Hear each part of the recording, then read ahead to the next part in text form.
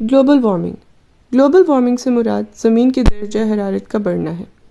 یہ درجہ حرارت میں بڑھنا بہت عرصے سے ہے، لیکن تقریباً 100 سال سے اس میں واضح اضافہ دیکھا گیا ہے۔ آئیے اس ویڈیو میں جاننے کی کوشش کرتے ہیں کہ لوگوں کا کیا پرسیپشن ہے ریگارڈنگ گلوبل وارمنگ اور کیسے ہم اس سے چھٹکارا حاصل کر سکتے ہیں اور اصل حقائق کیا ہیں۔ انڈیا میں سے کہیں زیادہ گرینری تھی، بٹ اب due to deforestation and use of fossil fuels ہم یہ وٹنس کر رہے ہیں کہ ارتھ کا ٹیمپریچر کنٹینیوسلی انکریز ہو رہا ہے۔ اس انکریز آف ٹیمپریچر کی وجہ سے جو ناردرن گلیشیئرز ہیں وہ میلٹ ہو رہے ہیں، اور ہمیں پتہ ہے کہ ہمارا جو فریش واٹر ہے اس کا 68% گلیشیئرز کی فارم میں موجود ہے۔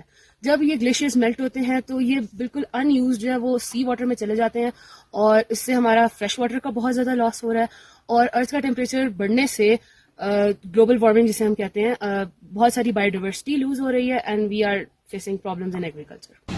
So when I hear the word global warming, the first thing that comes into my mind is probably its literal meaning, which is that the world is getting hotter day by day. And the more literal or the practical effects that I think about is the disasters that are being happen in the world right as we speak.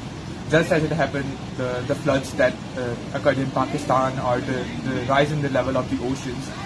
The rise in extreme temperatures, the places that are hotter are now getting more hotter day by day. So the things like this that everybody has to suffer, I think that would be the second thing that I think about when I hear the word global warming. So yeah, that's it. Global warming کا سب سے بڑا cause انسان خود ہے۔ Human activities کی وجہ سے ہی ہمارے ماحول میں ہارمفل گیسز ریلیز ہوتی ہیں، جن میں سب سے اہم گرین ہاؤس گیسز ہیں: carbon dioxide, chlorofluorocarbons, carbon monoxide, ozone, nitrogen dioxide, methane.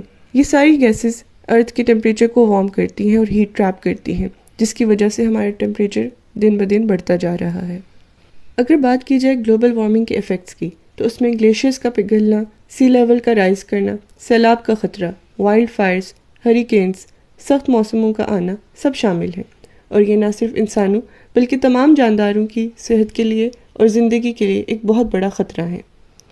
لیکن امید کی کرن ابھی باقی ہے۔ گلوبل وارمنگ کو کم کیا جا سکتا ہے رینیویبل انرجی، ایفارسٹیشن اور سسٹینیبل ایگریکلچر پریکٹسز کو پروموٹ کر کے، نئی ٹیکنالوجی میں انویسٹ کر کے، اور ایجوکیشن اور اویئرنیس کے تھرو۔